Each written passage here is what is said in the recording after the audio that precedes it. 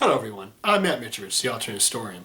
Since Hulu's adaptation of Stephen King's 11/22/63 just premiered last Monday on President's Day, I decided now would be a great time to review the plausibility of the Master of Horror's alternate history. Come with me now, and we'll see how well Maine's scariest son can change the past. Because the alternate history of 11/22/63 doesn't happen until the very end, I'm going to have to talk about important plot points. If you plan to read the book or watch the miniseries, I recommend you stop watching this video right now. Still here? Okay, let's begin. 11/22/63 tells the story of Jake Epping, who goes back in time to save John F. Kennedy's life. He succeeds and eventually returns to his present, circa 2011, to see how history has changed. And Jake done fucked up. In 11/22/63's alternate timeline, JFK is re-elected, but his second term goes poorly. He's unable to pass civil rights reforms and loses Saigon to the communists in 1967. Later, Martin Luther King Jr. is assassinated, allegedly by J. Edgar Hoover, and America becomes racked by race riots. This leads to George Wallace being elected president in 1968, who apparently actually firebombs American cities in an effort to quell the riots. Meanwhile, Wallace's vice president, Curtis, please God let me bomb something, LeMay, nukes Hanoi. For his troubles, Wallace is assassinated. His successors, however, prove to be ineffective as presidents. Things continue to get worse. India and Pakistan nuke each other, suicide rates skyrocket, and terrorists get their hands on nuclear weapons. By 2011, Hillary Clinton is president of the United States of America, Hokkaido has sunk into the ocean, and Maine, America's scariest state, is now a part of Canada.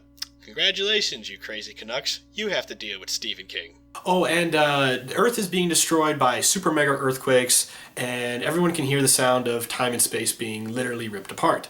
But that's just the side effects from Jake's time traveling. We'll ignore that for now. Honestly, King's alternate 2011 reminds me of the alternate 1985 in Back to the Future 2, minus the end of existence as we know it.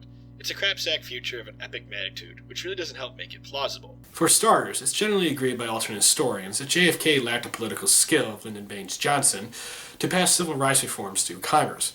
Thus, in a timeline where JFK lives and LBJ never becomes president, it's reasonable to assume that JFK would not be able to pass similar laws during his administration. That being said, it would be insulting to think that white politicians were the sole reason the civil rights movement was successful. Nonviolent resistance, victories in the courts, and national security all helped propel reform. Even if JFK couldn't do what LBJ did, at the very least reforms would be delayed, not prevented. Now we must move on to another major issue, JFK's handling of the Vietnam War. Historians are still debating whether JFK would have pulled out troops as he did in King's book. Although there's evidence he considered the option, he's also on record as saying, "I can't give up that territory to the communists and get the American people to re-elect me." Additionally, intervention in Vietnam began with the Eisenhower administration, and JFK's policies could be seen as a continuation of that. As Frank Harvey said in his book explaining the Iraq War, presidents tend to follow the foreign policy of their predecessors, even if they are of a different party. While JFK may have done things differently, he still likely would have fought the spread of communism in Vietnam. And then we get to one of the sillier aspects of King's alternate history, President George Wallace. I just don't see how this Southern segregationist could somehow be more electable than, say, Richard Nixon. At the same time, how the hell did he nuke Hanoi without anybody noticing? Were all the Soviets and Chinese just on break when it happened? You can't nuke a communist nation in the middle of the Cold War and not expect some kind of retaliation!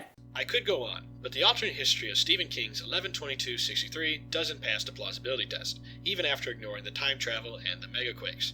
To be fair, I don't think that King intended for this to be a plausible alternate history. As I stated earlier, the actual changes to the timeline happen at the end of the book, and it's the events leading up to it that are truly important to the story. 11/22/63 is at its heart a criticism of those who romanticize the past, and yet a warning to those who think that changing one thing can lead to a better present. With that in mind, I still think you can enjoy Stephen King's 11/22/63.